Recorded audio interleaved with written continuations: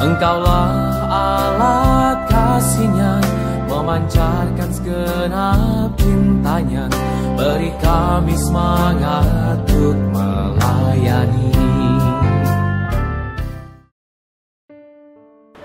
Saudara-saudari yang terkasih, Injil hari ini diambil dari Injil Yohanes bab 7 ayat 1 sampai 2, ayat 10, 25 sampai 30. Injil ini menceritakan tentang ketegangan yang semakin memuncak antara Yesus dan orang-orang di Yerusalem. Mereka ingin menangkap Yesus tetapi masih mencari alasan yang kuat untuk menangkap. Sebagian orang percaya bahwa Yesus adalah Mesias, tetapi sebagian lagi mempertanyakan kalau Mesias itu nggak tahu dari mana asalnya, sedangkan Yesus diketahui dari mana asalnya.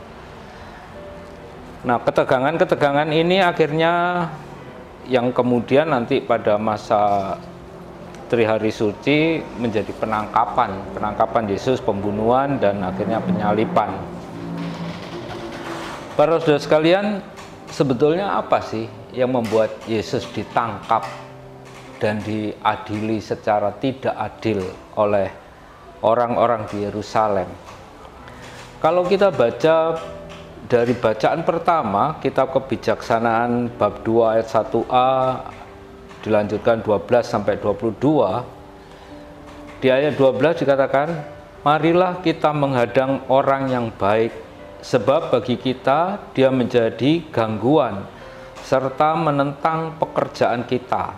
Pelanggaran-pelanggaran hukum dituduhkannya kepada kita, dan kepada kita dipersalahkannya dosa-dosa terhadap pendidikan kita." Jadi, kalau kita mengkaitkan dengan bacaan pertama bahwa orang-orang baik itu bisa dianggap sebagai pengganggu dari situasi masyarakat yang ada.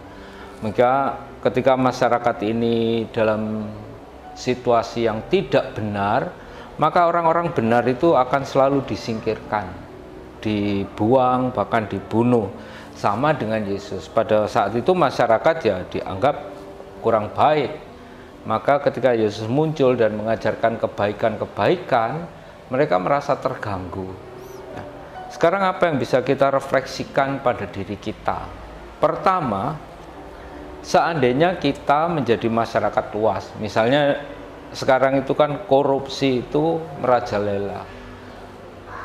Coba kalau Anda berani mengatakan tidak kepada korupsi, ini akan memutus rantai korupsi, dan itu pasti Anda akan tidak disenangi oleh masyarakat yang menyukai adanya korupsi.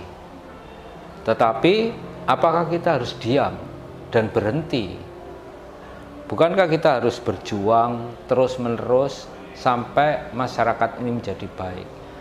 Orang baik belum tentu disukai orang.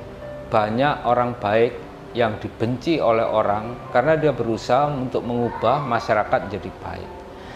Yang kedua, kalau kita menjadi salah satu pelaku ketidakbaikan, kita menyadari bahwa ya saya memang ikut korupsi gampangannya. Mengapa kita tidak bertobat? Kita bertobat untuk memperbaiki diri, meninggalkan segala kejahatan.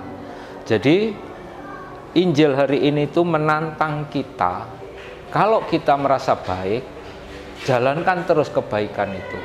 Meskipun resikonya Anda akan dimusuhi oleh banyak orang. Sebaliknya, kalau kita merasa tidak baik, jangan memusuhi orang baik, tetapi marilah kita bertobat.